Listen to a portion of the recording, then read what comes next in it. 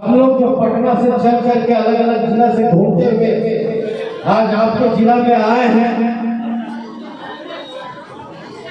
तो कार्यकर्ताओं से रूबरू होना था। आप लोग मेहनत कर रहे हैं, इस मेहनत को तेज धार कैसे बनाना है। चुनावी वर्ष है, लोगों के बीच जाना है, आप सबको लोगों के बीच विचार रखना है, किन विषयों को रखना है, देश और प्रदेश के किन मुद्दों को रखना है। ये हमारे जितने भी वक्ता लोग थे, काफी प्रखर वक्ता लोग हैं, सभी लोगों ने आपके सामने इन विषयों को एक एक करके रखा और आप लोगों ने भी सुना।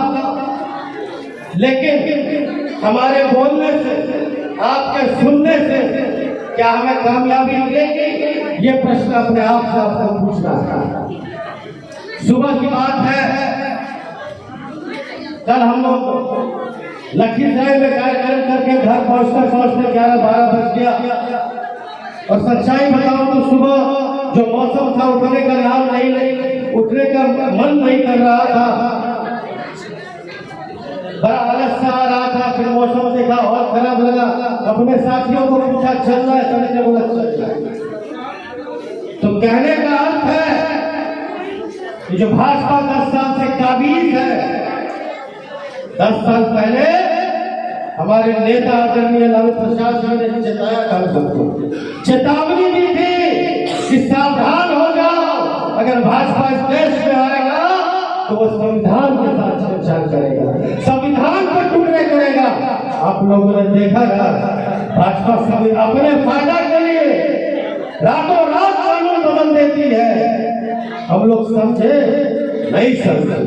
अगर आज भी हम लोग सोते रहे तो आने वाला दिन इस देश में एक बात को समझ जाए, अगर भाजपा इस बार भी काबिज हो गया तो आने वाले दिनों में, अभी तो हमारा हक और हकूक, अधिकार, राइट के साथ छेड़छाड़ करता है, लेकिन जो हम भारत में हैं और भारत के संविधान के तहत एक सबसे बड़ा अधिकार जो हमको दिया गया है, राइट टू वोट, मतदान करने का अधिकार, वो हमसे छीन लिया जाएगा।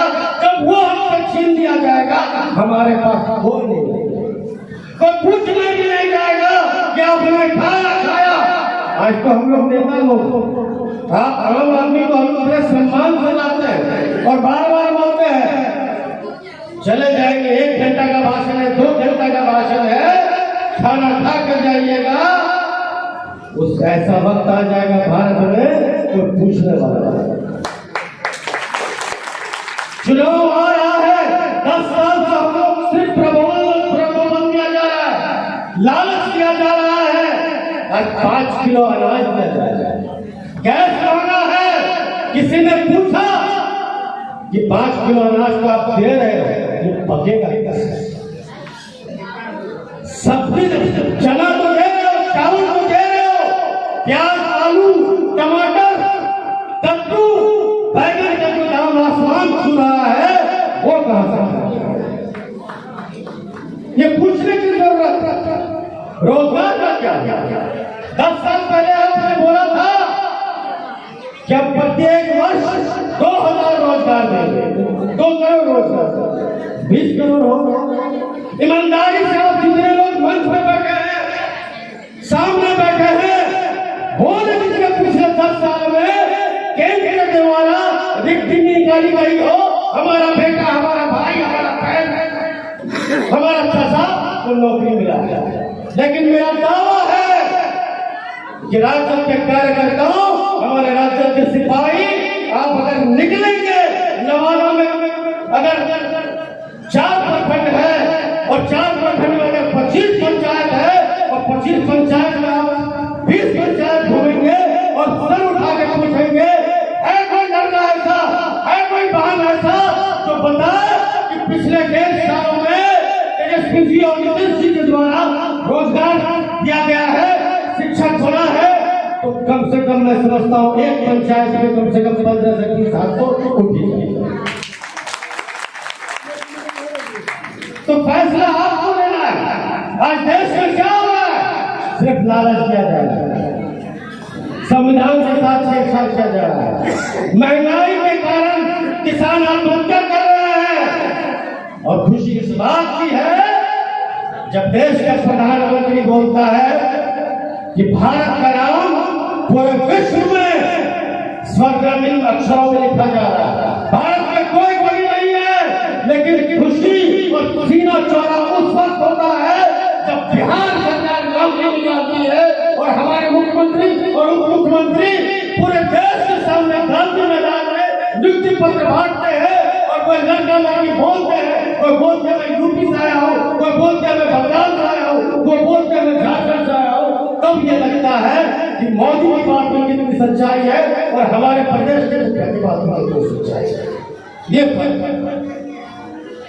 तो आप लोगों को ज्यादा वक्त नहीं दूंगा।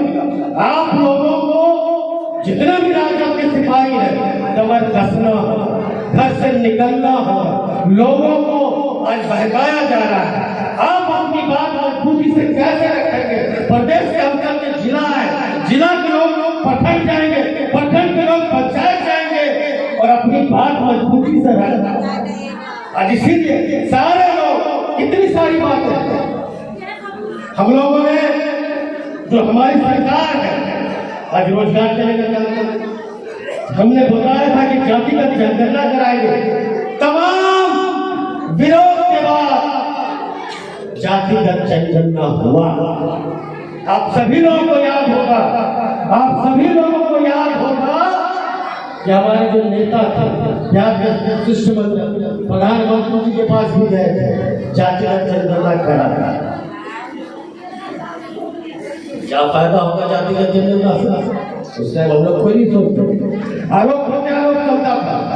जब केंद्र सरकार ने ध्यान नहीं दिया तो बिहार सरकार ने अपने निजी संसाधनों से अपना खर्चा उठा के जातिगत जनगणना कराया।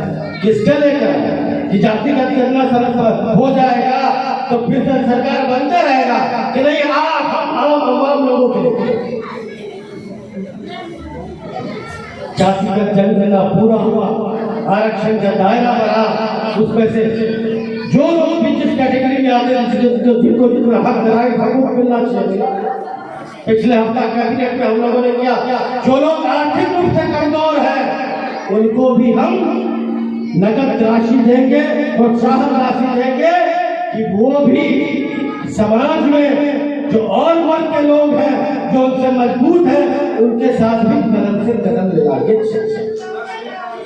तो ये सारी बातें हैं। तो आपको अपने आप से आज आप लोगों ने हम सब मेहमानों का, हम सब अतिथियों का मान सम्मान किया, बहुत खुशी हुई। लेकिन खुशी तब और बढ़ेगा जब हमारा नेता का मान कैसे बढ़ेगा, हमारा पार्टी का मान कैसे बढ़ेगा। तो हम लोग पॉलिटिकल पार्टी या नेता किसके लिए लड़ते हैं? अवाम के हक हकूक के लिए लड़ते हैं, आम आदमियों के हक के लिए लड़ते हैं। वो हक सुरक्षित कैसे होगा? तो दोस्तों, भाइयों, आपसे यही गुजारिश है, आपसे यही रिक्वेस्ट है कि घर छोड़ के निकल जाए।